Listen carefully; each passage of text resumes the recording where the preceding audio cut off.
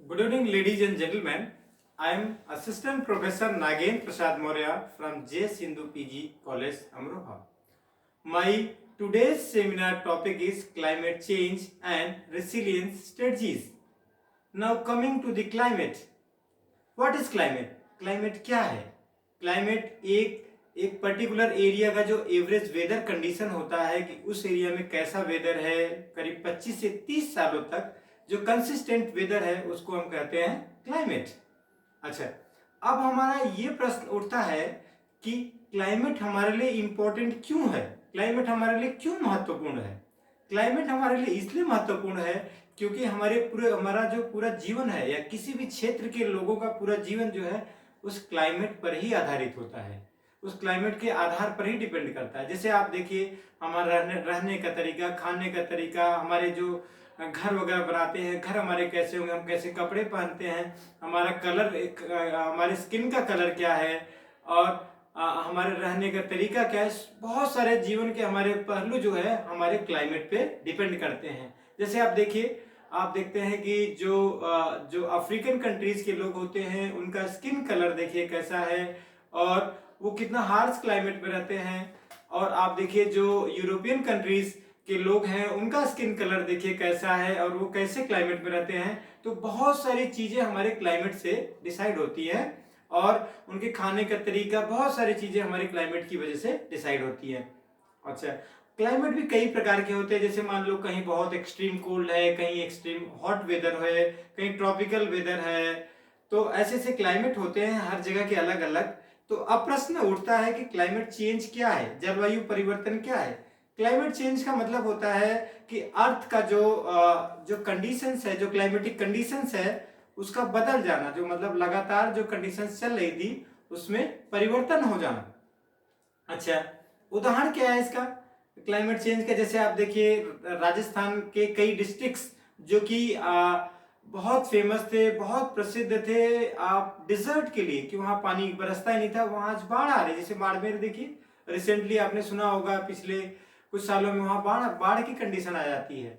और आप देखेंगे दिल्ली, दिल्ली का एयर का कैसा है, देखिए आप दिल्ली में आप सांस नहीं ले पाते। छोटे छोटे बच्चे जो हैं, जो पैदा होते हैं 2-3 साल के जब होते हैं, तो उनका जब लंग्स चेक हो रहा है तो ऐसा लग रहा है कि जैसे सिगरेट पीने वालों का जैसा फेफड़ा खराब होता है उस तरह के फेफड़ों की कंडीशन हो गई वहां के छोटे छोटे बच्चों की, जिनका लंग्स तो और हेल्दी रहना चाहिए, तो बुढ़ों या बड़े लोगों की क्या हालत रहेगी।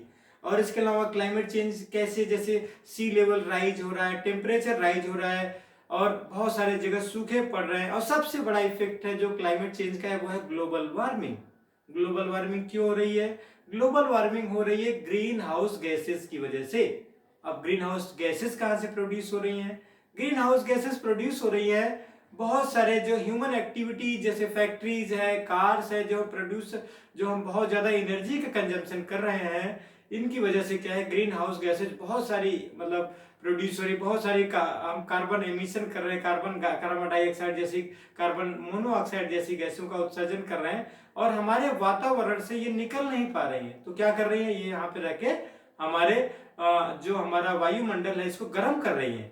अभी जो हाल में COP28 जो मीटिंग हुई थी, जो मतलब अंतरराष्ट्रीय जो मीटिंग हुई थी यूएई में, तो COP28 की मीटिंग में ये डिसाइड किया गया कि हमें वातावरण को, हमें अपनी दुनिया को जो कम से कम 1.5 डिग्री, जो ये माना जा रहा है कि इस सदी के अंत तक हमारे जो अर्थ का टेम्परेचर है 1.5 डिग्री से ज्यादा बढ़ जाएगा। तो हमें उसको रोकने के लिए काम करना है और बहुत सारे देश इसके ऊपर काम कर रहे हैं और सब ये मान रहे हैं कि इसके लिए करना है। पहले तो लोग सुनते ही नहीं थे सारे देश, लेकिन अब लोग सुनना शुरू कर दिए हैं। अच्छा, अब मुझे ये बताइए, आपको ये लग रहा होगा कि इसकी जरूरत क्या आन पड़ी, क्यों इतने सारी कंट्रीज अब इसको मानने लग गए जो पहले नहीं मानते थे।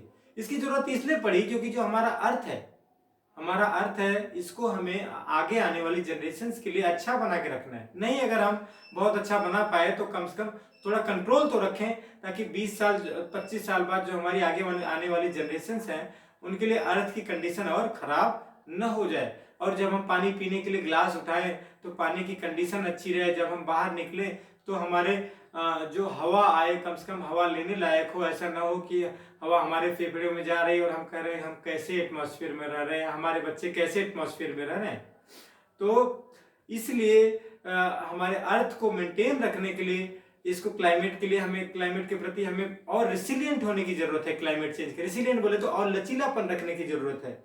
तो हम कैसे इसके प्रति रेसिलिएंट रह सकते हैं? सबसे पहला है कि हम जो कार्बन डाइऑक्साइड जो इतना प्रोड्यूस कर रहे हैं इतनी मात्रा में, उसको हम कम करें। कैसे कम कर सकते हैं? जो हम इतनी एनर्जी यूज कर रहे हैं नॉन रिन्यूएबल सोर्सेज से, जैसे कोयला से या गैस, ऑयल, ये सब जो कंज्यूम कर रहे हैं लकड़ियां जला के ना, इसको हम कम करें। हम क्या करें? हम रिन्यूएबल एनर्जी का यूज करें। रिन्यूएबल एनर्जी जैसे क्या, विंड एनर्जी हो गया, सोलर एनर्जी हो गया, इनका प्रयोग करें। जैसे आजकल सोलर कार आ रही है, गवर्नमेंट भी क्या कर रही है, गवर्नमेंट सोलर कार के लिए, इलेक्ट्रिक कार्स के लिए, इलेक्ट्रिक बाइक्स के लिए सब्सिडी दे रही है। कुछ दिन में सोलर कार भी आने लग जाए, कुछ कंट्रीज में सोलर कार भी आ रही हैं।